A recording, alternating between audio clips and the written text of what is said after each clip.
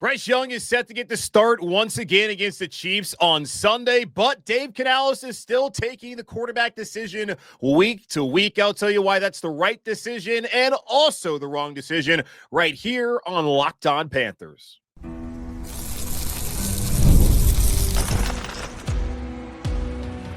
You are Locked On Panthers, your daily Carolina Panthers podcast. Part of the Locked On Podcast Network, your team every day. Welcome into another edition of the Locked On Panthers podcast, a part of the Locked On Podcast Network. I'm your host, as always, Julian Council, talking Carolina Panthers with you every Monday, Tuesday, Wednesday, Thursday, and Friday. Your team every day. That's our motto here on the Locked On Podcast Network. Thanks for watching the show here on YouTube and listening wherever you listen to your favorite podcast. Be sure to follow me, Julian Council, on Twitter at Julian Council, where on Wednesdays throughout the entirety of the regular season, like tomorrow, I'm here answering your weekly Wednesday mailbag questions. All you got to do is either at me or DM me. And if you feel so inclined, follow me on Twitter at Julian Council to get your questions in for the weekly Wednesday mailbag right here on Locked On Panthers. Today's episode of Locked On Panthers is brought to you by FanDuel. You can start the season with a big return on FanDuel. New customers can place a $5 bet and you'll get started with $150 in bonus bets if your first $5 bet wins. Visit FanDuel.com to get started today. Bryce Young will once again be the starter on Sunday for the Carolina Panthers as they welcome in the defending Super Bowl champion Kansas City Chiefs, who are no longer undefeated. A big win, quite honestly, for the city of Charlotte on Sunday, with the Buffalo Bills going out there and beating the previously unbeaten Kansas City Chiefs. Now, can Charlotte's primary team, the Carolina Panthers, make it 2 losses in a row for Kansas City? Well, we will find out on Sunday, and Bryce Young will be the quarterback in that game. Dave Canales saying on Monday when speaking to the media, quote, "This is about the continued progress. This is about Bryce looking more and more confident in Germany. I just felt a real confidence, just an aggressiveness to his play. And of course, the end result, winning. He continues to do things that put us in a position to put him back out there and continue to build on that," which is great to hear. Last time, well, second to last time, because he did speak last Monday, was not willing to say whether it would be Bryce or Andy versus Kansas City, which I understood. You got a bye week. Why tell the Chiefs now who your quarterback is? You can wait until, well, Monday or Wednesday of the following week when you're back out there on the practice field. So I understood that. But before that, on that Sunday following that 2017 overtime win in Munich against the Giants, Dave Canales said that Bryce Young was making a statement to everyone in that locker room and within the organization with his play in the wins against the Giants and against the Saints, where I feel like Bryce Young put together the best back-to-back performances of his career in Carolina. Now, you look at the stat sheet, it's not overwhelming, but if you watch the game, especially the Saints game, you saw, man, that was one of the better games that Bryce Young has played as a Panther. You watch the Giants game, not as good as the Saints game, but still took care of the football, made decisive decisions, was aggressive, was confident. Like Dave Canales mentioned, he made a statement, and enough of a statement for him to get the shot against the defending champion Chiefs on Sunday. But, and there's always a but, he may not be the quarterback after that. As Vast High Heard of Carolina Blitz asked Dave Canales after he said that Bryce was building in confidence and putting them in a position where they can put him back out there and continue to build on that, he was asked about, does that mean Bryce is the guy moving forward, or will you continue to evaluate week to week? And he said, yes. Yes, we will. We'll continue to look at all of the film, look at the whole situation, and weigh all of those things in. So this is both the right decision and the wrong decision being made by Dave Canales. It's the right decision to stick with Bryce Young because, well, the Panthers, as we know, gave up everything for Bryce. They traded away Christian McCaffrey so they could get assets to trade up for a quarterback in the 2023 NFL draft. Then they traded away DJ Moore along with the number 1 overall pick this past year and a second-round pick next year, and some of that compensation that they got from the McCaffrey trade in order to get Bryce Young at number 1 overall. So that's a pretty big reason why this is the right decision, because the Panthers need to find out whether this is the guy for you in the future. And I feel like the final 7 games of the season, plus the other 3 we saw, and of course the first 2, but we'll wipe those away. Looking at just the last 3 starts and hopefully the next 7 starts, these 10 games have to be where the Panthers can say yes or no to Bryce Young in 2025. So that's why it's the right decision. Bryce has played well the last couple of weeks. The Panthers, of course, have won. And why go back to Andy Dalton when he's obviously not the future here in Carolina, when Bryce may or may very well not be the future in Carolina? It does nothing for this team to put Andy Dalton out there. But there is an argument for the continued week-to-week evaluation, and there's only two. Number one, Dave Canales was pretty steadfast a couple weeks ago that Andy Dalton gave him the best chance to win, even though the offense looked terrible against Washington. They sputtered against Chicago. He threw a costly interception in the second half against Atlanta. He still felt like Andy Dalton gave him the best opportunity to win. And when asked about Bryce Young, would not even mention Bryce Young's name and said, this is about Andy Dalton. Then the next day, Andy Dalton gets into a freak car accident and sprains his right thumb, is unable to play against Denver, where he was going to start. And I would imagine he was going to start against New Orleans and likely was going to start in Munich against the Giants. So Andy was the guy he felt like gave him the best chance to win. And nothing that he had seen from Andy or from Bryce since benching Bryce had led him to believe that Bryce Young would be the quarterback for them that week against Denver, and really did not make me think he was going to go back to him at all unless an injury or a freak accident to Andy Dalton, which is what we've seen. And it kind of is pretty crappy that Andy is the quarterback and Dave has been very upfront that Andy is the quarterback, and in a car accident is why Andy Dalton is no longer the quarterback and Bryce Young is out there. Now it happens. Ish happens, like Ron Rivera told us that one time after the Panthers got drilled on the Thursday night on the road against Pittsburgh, and that was really the last of Cam Newton. Unfortunately, he said, ish happens. Of course, it was a different four-letter word. Ish is only a three-letter word, but you know what he said that day. And that's what happened to Andy Dalton and what's led the Carolina Panthers to go back to Bryce Young. So that's the first argument to the week-to-week evaluation. He really liked Andy, felt like he was the guy who was the best option for them, and he lost his job because of a car accident. Kind of feels pretty messed up that that's how things played out. Number two, look at the NFC South right now. Atlanta is not a convincing division leader at all. I'm on Locked On NFL every Monday with Tony Wiggins, who's a host of Locked On Jags. We break down the Sunday that was. We talked about this on Monday afternoon, the Falcons, just how bad they look, in a good barometer of how good a team actually is in the NFL is their point differential. You look at Detroit, they're at like a plus 169. They are blowing people out of the water this season. Same thing with Buffalo. They're at a plus 101. You look at Pittsburgh, you look at Denver, you look at Los Angeles, the Chargers, Baltimore. They all have better point differentials than the Kansas City Chiefs. And I got that the Chiefs were 9-0, but they weren't going out there and dominating. But they still have a plus 53 point differential. Atlanta has a minus 30. 11 other teams in the NFC right now have a better point differential than the Falcons, including the Saints, who have a losing record, and the Bucks, who have a losing record. They're not even the best team in the NFC South when it comes to point differential. And you look at it, when you are winning, are you blowing out teams? That is the case with Buffalo and with Detroit, especially. When you are losing, are you competitive or are you getting blown out of the water? Well, the Falcons got blown out of the water against Denver, and it's not the first time. It sure as hell won't be the last time that happens to them this season. They're not a good team. Now, neither really is Tampa, with Chris Godwin on the IR now for the season, and with Mike Evans also banged up. Carolina, not a good team, as we've seen. They have gotten better the last 2 weeks. They have some confidence and momentum, but still, it's not a good football team. The Saints aren't a good football team. But we have seen in the NFC South before, 7-8-1. Remember 2014? That's been enough to win a division. And I'm looking at it with Atlanta. They're at 6-5 right now. 1.5 games over the 4-6 Bucks, 2.5 over Carolina. And the Panthers going to play the Falcons on the road in Atlanta to finish up the season, the regular season, that is, in week 18. The Falcons still have the Chargers, who are 7-3 and looked really good last night, now winning against Cincinnati. They have the Vikings with Sam Darnold, who's been playing some decent football. The Commanders, who have been really good. The Raiders, who aren't good. The Giants, who are not good. I don't see the Falcons being the Chargers, Vikings, and Commanders. And who would put it past them to go out there and lose to the Raiders or the Giants, who are now starting Tommy DeVito?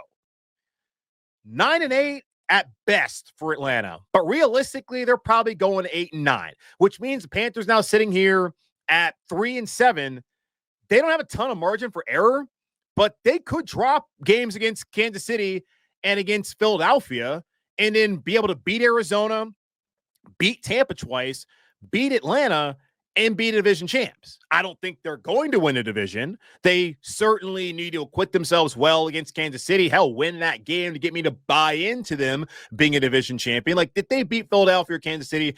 And looking at what Atlanta has left and what they've done this season, then I will have the conversation about whether the Panthers can actually win the NFC South. But right now, I'm not ready to say that based off of all I've seen so far this season through 10 weeks. I do think the defense is going to be better now that they're healthier. The offense, with the chemistry built up with Bryce and with Jalen Coker and Xavier Legette now getting Jonathon Brooks and the offensive line play all season long and Chuba Hubbard, of course. Yeah, it's going to be a better team in the final 7 weeks than we've seen through the first 10 weeks.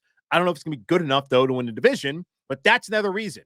Andy Dalton got in a freak accident, and if Bryce Young goes out there, puts up a stinker against Kansas City, that does not leave much margin for error for the Panthers, as they could only afford to lose maybe one more game the rest of the season if they're going to end up winning a division, just based off of the Falcons likely coming back to the rest of the pack here in the NFC South over the last 7 weeks of the season. So that would be the only two reasons why the week-to-week evaluation continues. But looking at Sunday, though, for Bryce Young, this is one of the biggest games, if not the biggest game of his career. The Panthers won back-to-back games in back-to-back weeks for the first time since 2021. They've gone undefeated in 3 straight weeks because they had to bye for the first time since the beginning of the 2021 season when they started off 3-0. This is an opportunity for this team to really have a statement win. And Dave Canales was asked about it on Monday, and he talked more just about the process and them taking the steps, finding out who they're going to be as a team the rest of the way, and of course, in the future. But the Panthers drafted Bryce Young to go out there and win them Super Bowls. At least that's what David Tepper told us when the Panthers took him number 1 overall. The Chiefs are the team that the NFC champion has had to face the last 2 years in the Super Bowl. This is a team that if you want to hoist a Lombardi trophy, you got to go through. Fortunately, in the NFC, you don't have to see them at Arrowhead. You don't have to see them until whatever neutral site the Super Bowl is played at in February. But if you're going to go and beat the Chiefs, you got to be able to have a quarterback who can match up with Pat Mahomes. And quite honestly, that's not been the case in a lot of these Super Bowls. Jimmy Garoppolo, sure as hell, was not that guy. Brock Purdy, don't think it was his fault, but wasn't that guy. Jalen Hurts, I think, is that dude and played really well, but they didn't get it done. Philadelphia, the only team that's been able to take down Kansas City, has been Tampa Bay. Now, it's mainly because the Chiefs were starting Mike Remmers, who single-handedly lost the Carolina Panthers Super Bowl back in 2015, and I will never forgive him for that. But still, Tom Brady, the greatest living American, was quarterback for the Tampa Bay Buccaneers that Sunday afternoon in, of course, Tampa, a home game during that pandemic. But that's what you're going to have to go up against. That's what you're going to have to take out. And Sunday is a good indication after the building confidence and the chemistry that he has in the offensive line, ready to go up against a pretty good defensive front that Kansas City has. Pretty good indication of whether Bryce Young can be your quarterback. Now, it's not the end-all, be-all, and I know you're going to say, oh, those Chiefs are really good, and it's just a regular season game.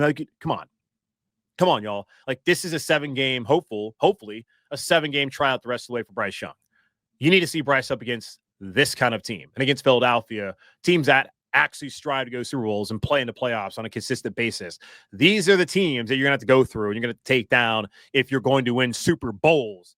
Like David Tepper said, the Panthers would have a better opportunity to do with Bryce Young instead of Anthony Richardson and, of course, C.J. Stroud when they took him number 1 overall 18 months ago. So, yeah, this is a big game for Bryce to show that he can have that ability down the road, but also for him to keep that job and for the Panthers not go back, really Dave Canales not to go back to Andy Dalton in hopes of salvaging whatever's left of the season, as the Falcons, they suck.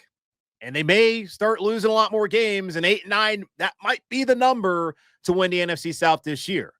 So we'll see. And Dave Canales also did mention the chemistry that Bryce built up with Legette and with Coker being a reason why he's sticking with him, and also brought up the fact that it's been on him that they're not taking more shots down the field, which goes right back to what I was saying to y'all, that he did not believe in Bryce Young, and we saw it against Denver. Dave said that's on him. He's got to get more opportunities. And we'll see if he gets more of those opportunities against Kansas City Chiefs on Sunday, where Bryce will be the starting quarterback, but will he be the starter the following week after that?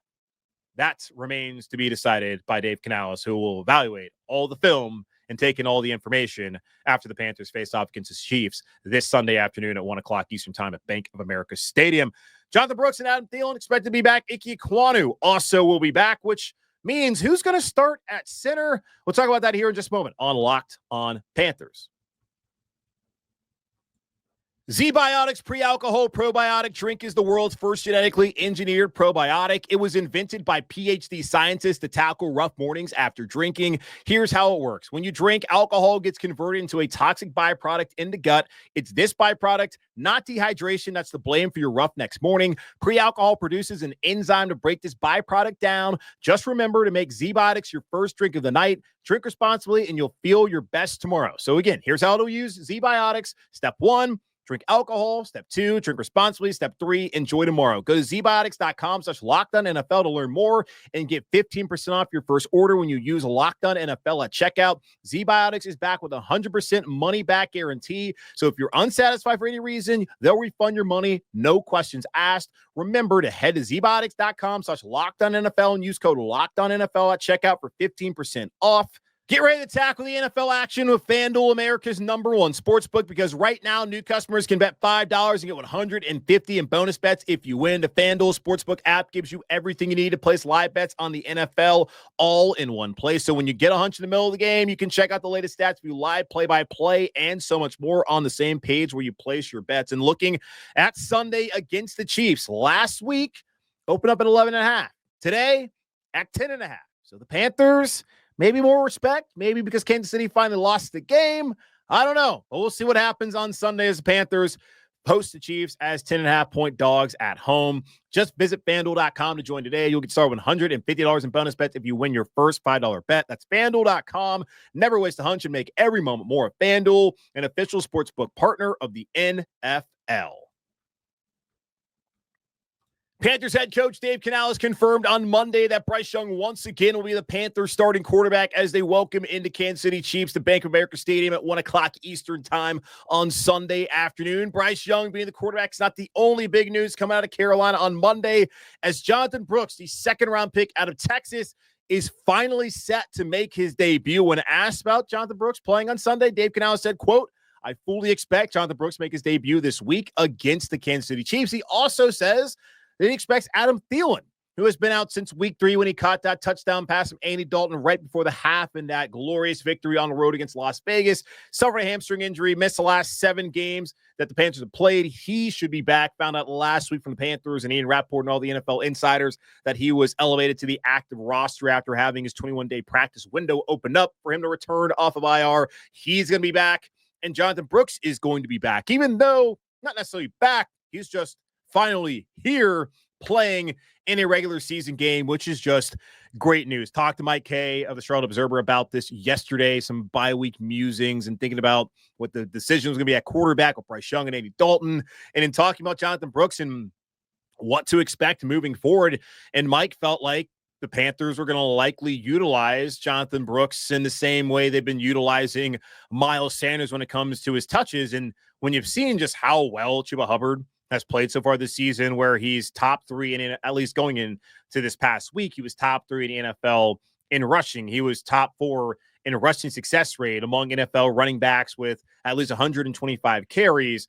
You don't limit that guy's touches just to get the rookie in there and do kind of a 1A, 1B smash and dash type of thing this season. Next year, certainly we can have that conversation, as Mike believes once you pay a running back what the Panthers are paying Chuba Hubbard, which 2 years, $15 million is really the deal. You want to limit their touches. You want them to be available. You're not going to run them into the ground, which is just my overall philosophy, regardless of the running backs getting paid or not. And I certainly see Mike's side of things. It's probably the wiser thing to do. So if you have Brooks and you have Hubbard next year, that would make sense to go out there and have more of that 1A, 1B smash and dash, maybe do what they used to do here in Carolina with D'Angelo and Jonathan Stewart. That is certainly the hope for a lot of Panther fans, and I think the organization's hope, as well as, of course, Dan Morgan knows about having dogs in that building, and he's got one dog for sure and Chuba Hubbard. We'll find out whether Jonathon Brooks is that guy as well. So interesting to see how that works out. Miles Sanders also not expected to play on Sunday. The Panthers are still taking in information on Miles Sanders' ankle. He'll be evaluated week to week, meaning he's not going to play on Sunday. And Dave said that it's a week to week until they have a concrete decision to announce whether that's going to be IR, where he would be out for 4 games, and he's already missed this week. So if he's out for 4 games after that, or 4 weeks at the least, which is 4 games, then he would only be able to come back for the final 2 games of the season. And you would think at that point in time, his career is likely done in Carolina, which is going to be done after this year anyways. Now, Chuba being re-signed, and of course, already drafted Jonathon Brooks. He's back out there, going to be taking over Miles Sanders snaps, Miles week to week with the ankle. And I'm thinking that at this point in time, he's kind of done. There's no point to give him snaps, whether it's in a pass game, in the receiving game, sorry, it's the same thing, or in a run game, when you have Jonathon Brooks back out there and Chuba's been doing, he's been doing all season long. Thielen, great to have him back, veteran presence. I know Bryce has been building chemistry with Jalen Coker and with Xavier Legette, and Dave talked about that's a big reason why Bryce is staying out there. And he said just overall at that group, how Legette was dealing with the hamstring back in the spring during OTAs, mandatory minicamp, and then had a foot that held him back during training camp. It took him a while, as we've seen, to really step up and to be one of the top guys for this team at receiver. Jalen Coker, he was someone who had some injury issues as well, but wasn't with the first team. So it's not like he was working with Bryce until the last couple of weeks. Those 3, plus JT Sanders, now throwing Jonathon Brooks, they've all been building the chemistry, and they're going to be building that chemistry. Bryce already has that with Adam Thielen. So I'm very curious to see, with Thielen coming back, how they deploy Legette and Coker along with him, as those should be the top 3. David Moore has done some nice things over the last couple of weeks for Carolina as Adam's been out. Mingo, of course, is no longer here. Deontay Johnson no longer here. But I would like to see moving forward, Jalen Coker, Xavier Legette, Adam Thielen. Those should be the 3 wide receivers Carolina is really working with. And, of course, JT Sanders as a pass-catching tight end and really the starting tight end on this roster the rest of the way. So there's that. But also the situation at center.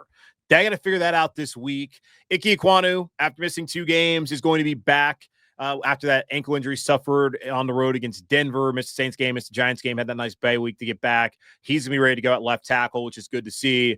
And now the Panthers have a decision to make at center with Brady Christensen and Cade Mays. And Dave Canal saying on Monday, quote, "We have a decision to make there with Brady and Cade. Cade has played 2 solid games with Bryce, going back with Bryce again this week. That factors into our decision. I can't say enough good things about Brady, what he did for us going to center, then popping out the left tackle, which is really rare. He's a really valuable player for us." And he was then asked about the fact that Brady can play center. He can play guard. He can play tackle coming off the bench. Does that factor into the decision-making process, his versatility? And he agreed that that certainly is helpful for Carolina when making their decision and a part of what they'll decide to do. So what will they decide to do? Will it be Brady Christensen, who's going to be an unrestricted free agent after this year? Or will it be Cade Mays, who the Panthers had cut, then brought back, and he's going to be a restricted free agent this year, and they can pretty easily bring him back if they'd like to. Now, looking at the last 2 games with Cade Mays starting at center versus the Giants and Saints, PFF grades, he had a 67.7 against the Giants in Munich. That was the 6th highest graded player on offense for the Panthers. He allowed 2 pressures, which is pretty good when you're going up against Dexter Lawrence, one of the better players at the defensive tackle spot in the NFL. He's certainly highly compensated like that. Cade versus the Saints had a 65.9 grade. That was 8th highest on the team that day, allowed 0 pressures, had an 84.4 pass blocking grade. So really solid by him the last 2 weeks against the Giants and the Saints. Looking at Brady in the games that he started at center once Austin Corbett was lost for the season, a 45.9 grade versus Denver, allowed 3 pressures that afternoon. Cade Mays also, I think, had to come in and play a little bit there. They didn't play well, neither one of them in that game. Washington had an 85.2 grade, allowed 1 pressure. Atlanta, a 76.0 grade, allowed 0 pressure. So Washington and the Atlanta games, a better grade for Brady Christensen at center than any grade that Cade Mays put up the last 2 weeks at that center spot. And looking just at their season grades right now, pretty close. Brady Christensen has a 65.3 overall grade. Cade Mays has a 64.3. Brady has a 58.9 pass blocking grade. Cade has a 69.9. Run blocking, Brady 73.0. Cade 65.3, which makes this a difficult decision to make. Overall, the offensive line is not in a bad spot with Brady Christensen and Cade Mays having to duke it out at center. Like, they are far more equipped this year, like I felt like going into the season, than they were last year to overcome the kind of injuries they have suffered so far this season, where they've had to play 9 different offensive linemen. And we really have not seen the kind of drop off that we saw last year, where it was just a complete and utter disaster. But Brady being an unrestricted free agent and Cade being a restricted free agent probably has to factor into this decision as well. The Panthers can offer Cade Mays a $3.185 million qualifying offer after the season for him to stay here. They have the first right of refusal, and if they don't give him that offer, he can go to unrestricted free agency. They can re-sign him still, or they can just let him go. I would think that if they keep him at starter and he plays well, they would give him the qualifying offer. I think regardless of whether he's a starter or not, based on what he's been able to do, they'll give him that qualifying offer. Now, I don't know if Brady's versatility off the bench should be the reason why he does not start, because if he is able to be versatile, if you have an injury again at like right tackle, say Moton goes down, could you not then just move Brady Christensen over to right tackle and then put Cade Mays at center? Or does it make sense just to keep Cade Mays in and out center anyways? And if somebody goes down at guard or at tackle, throw Brady in there. Put in the best guy at center. If they believe that Brady's the best guy, it shouldn't matter if he can play guard or tackle as well. Put him in. If Cade's the best guy, then put him in. And it's good that you have Brady who can be versatile for you. But you can move the offensive lineman around, which we have seen. So if Brady's the best guy, you play him. If Cade's the best guy, you play him. But looking into the future, maybe the best thing for the Panthers they could keep Brady in there and then pay him a lot of money to come back and be the starting center, or they could put Cade in there, hope that he plays well enough to where they could pay him as well. And we talked about this yesterday with Mike K, what they're going to do on the offensive line in the offseason, which is really intriguing. We have a ton of offensive line talk at all times, it feels like, here on Locked On Panthers. I don't really know who they should start. I just know that there's an argument for both of them with the upcoming contract situations and just the way they played so far and just the overall versatility of the offensive line that they have. We'll see what decision they make. Now, Mike believes that's going to be Brady. I don't know. Maybe it will be Brady. I don't think I favor either one of them at this point in time. I can see the argument for both. And we'll see what decision they decide to make ahead of Sunday versus Kansas City. The Panthers made a couple of acquisitions, or at least moves with the roster on Monday. Caleb Farley is on the active 53. Ian Thomas had the IR. Amare Barno back practicing. We'll talk about the impact of all 3 of those here in just a moment on Locked On Panthers. Listen up, renters. Ever feel like you're stuck in this loop of rent payments, just watching your money vanish into thin air? It's time to turn that rent game around and start earning some serious rewards. That's where Built Rewards comes in. Built is breaking ground as a neighborhood rewards program that hooks you up with points on your rent. Every month, pay your rent and watch the Built points roll in. Use points to jet off on a dream vacation. Put your points toward a flight or hotel stay with 500-plus airlines and 700,000-plus hotels and properties. You can also use your points to book fitness studio classes, redeem them toward a future rent payment. They're designed to meet your lifestyle. Pay rent hassle-free through the Built Rewards app. Your rent game just got a major upgrade. Built points have been consistently ranked the highest point value currency by the point guys and bank rate. Earn points by paying rent right now. And you go to joinbuilt.com/LockedOnNFL. That's joinbilt.com/LockedOnNFL. Make sure to use our URL so they know we sent you. Joinbuilt.com/LockedOnNFL to start earning points with your rent payments today. A newsy day for the Panthers on Monday. Bryce Young will be the starter again against Kansas City, but that's going to still be a week-to-week decision that Dave Canales makes between him and Andy Dalton. Jonathon Brooks is going to make his debut on Sunday against the Chiefs. Adam Thielen also expected to be back, and Ickey Ekwonu back at left tackle. They got to figure out what to do, whether they're going to play Cade Mays at center or it's going to be Brady Christensen. All of those news items came out on Monday. Also, the Panthers are signing cornerback Caleb Farley to the 53-man roster, and they have placed tight end Ian Thomas on IR. Starting off with Farley, which I think you guys are probably more interested in, as I know all of you hate Ian Thomas. Caleb Farley, made in North Carolina native, and I know when he first signed here, Dave Canales talked about him being made in North Carolina, and people were like, did he say made in North Carolina? I think what he said was Maiden, like where his hometown is. I don't think he said he's made in North Carolina. I think he said he's from Maiden, North Carolina, which I don't know if y'all even know where that's at. It's not too far away from here. But still, He is a maiden Blue Devil, and he went to go play Virginia Tech, was first-round pick of the Titans. He's played the last 3 games as a standard elevation from the practice squad, and there's a limit of 3, so the Panthers had to either release him or sign him to the active roster, and they decided to sign him to the active roster. And I'm wondering, could this be a steal for the Panthers? He's 26. It's been since 2021 when he was drafted drafted in the first round by the Titans. So he's not the youngest player, but he is still what should be his prime right now in the NFL. And looking at this offseason, talked a lot about the offensive line and what the Panthers may do this offseason, figuring out the positions. Look at corner. I would expect that they're going to extend J.C. Horn. Would not make any sense at all for them to not go out there and give an extension to do the whole, he's going to play on the franchise tag. Don't do that. Not the franchise tag, but on the 5th-year option. Go out there, sign him. He's played well. He stayed healthy. Of course, knock on wood. That's an excellent player. So get that deal done really prior to free agency to know where you're at money-wise, especially with the cap. You can bring down that number of the 5th-year option for J.C. Horn if they go ahead and give him that deal, which I think would be very, very smart for the Panthers to do. They could potentially re-sign Mike Jackson, knowing his relationship, at least with the Seahawks portion of the staff. That would make sense. Dane Jackson has missed a lot of time. Dan Morgan really loved him. So I would think that either one of those guys would be re-signed, but potentially if Caleb Farley, who's not going to be stepping into a role to be the starter, that's Mike Jackson, that's Dane Jackson in the slot, that's JC, of course, on the other outside. But still, like long-term, like Mike Jackson only 27, so he's not old. Dane's not old. They could still think about the upside here of a former first-round pick. And those guys, whether they play well or not, always seem to get second and third chances when players drafted in the 5th round would not. And you can understand they were highly valued coming out of college. Of course, someone who is highly valued with their talent and skill level would get more opportunities than someone who is not as highly valued as them or overall, period. So looking at it, we'll see what they end up doing. If I don't think he's going to start, but if he gets an opportunity to start, maybe if he plays well, they're looking at the guy who could be the long-term answer opposite of J.C. Horn. Now, he's going to be a street free agent after the season, which means that's any player who was released by their team or was not under contract the previous season is considered a street free agent.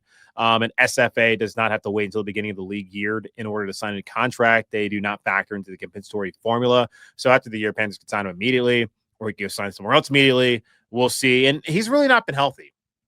He had the back problems leading up to the draft when the Titans drafted him. Then he tore his ACL as a rookie. He had a herniated disc back in 2022 that led him to have a microdiscectomy surgery, and that caused him to miss all of last year. He has not been healthy at all in his NFL career, and now he's been able to factor in for the Panthers the last 3 weeks at one of those corner spots, mainly as like a backup. Is it possible he's finally healthy and he's finally going to get to show what he can do as a former first-round pick and being a guy who is from Maiden, North Carolina, not too far from Charlotte? Does he want to stay at home and play for this team? I don't know if this is his hometown favorite team or not, because, you know, kids can be fans of any team, especially you see it all the time. I remember working summer camp, seeing kids wearing Russell Wilson Seahawks jerseys and everything but Panther jersey a lot of time. That was back when the Panthers were actually good and had Cam Newton. It's just weird how kids can be sometimes. We'll see how it works out. So I'm excited for him. He gets an opportunity. The Panthers have signed Caleb Farley to the active 53-man roster. Ian Thomas, though, he's going on IR. He suffered a calf injury during the game in Germany, and I remember I saw it happen. It was like a 3-yard reception that Ian Thomas had. He gets tripped up, and then he's limping off the field with the calf. He slams his helmet down. Training staff goes up there to talk to him, and that frustration, you could tell, like, okay, this is going to be something that's going to keep him out for a while. He's already missed 5 games this year, the first 5 with that calf injury. The Panthers, we did ask them at the time during the game, was it the same calf, and did not get an indication whether it was or not. And I don't think anyone asked about Ian Thomas on Monday whether that was the same calf or not, but he's going to now miss at least the next 4 weeks. So, I mean, he's going to miss 9 games this season. And JT Sanders has stepped in to be the starting tight end. Trimble's missed some time as well. Like, those are the top 2 guys. You have Jordan Matthews who can help out. I don't really know if anyone's weeping over this because I know y'all hate Ian Thomas. I feel for the guy because obviously you don't want to see somebody be injured constantly. He is an unrestricted free agent after the season. So that's probably it for him in Carolina. So congratulations. Pop champagne, celebrate if you like. A guy who's really not been that great of a player. The survivor, as I've called him, Ian Thomas, likely not going to survive this offseason, probably headed out. Maybe Carolina can go draft tight end or find someone else off the street who can help him out and fill that role for a far less amount than what he's getting paid the last couple of years. Amare Barno, have not seen him since Christmas Eve against the Packers where he tore his ACL. The Panthers opened up his practice windows. He's been on the PUP list, physically unable to perform. He has 21 days to then be activated or he's done for the rest of the year. And Dave Canals talked about this last Monday, how the Panthers were getting Adam Thielen back soon. They had just got back one of them. They were going to get Amare Barno back soon. And that was going to help the team as they head into the final 7 weeks of the season. We'll see when he comes back. That's nice to hear. Don't really know what impact to expect from Barno. Special teams wise was good.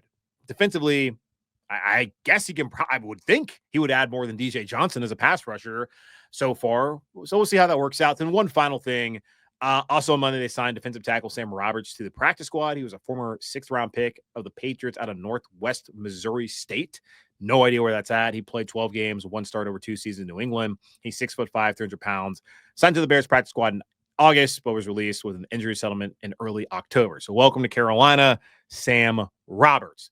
That's going to wrap up this edition of the Locked On Panthers podcast, part of the Locked On Podcast Network, hosted by yours truly, Julian Council. Again, y'all, subscribe or follow the show for free on YouTube or wherever you listen to your favorite podcast. And be sure to follow me, Julian Council, on Twitter at Julian Council, where tomorrow I'm back again on Wednesday answering your weekly Wednesday mailbag questions, which I do every Wednesday throughout the entirety of the regular season. All you got to do is either at me or DM me over on Twitter at Julian Council to get those questions into me right now. But in the meantime, be safe, be happy, be whole. As always, keep pounding, and I'll talk to y'all on Wednesday.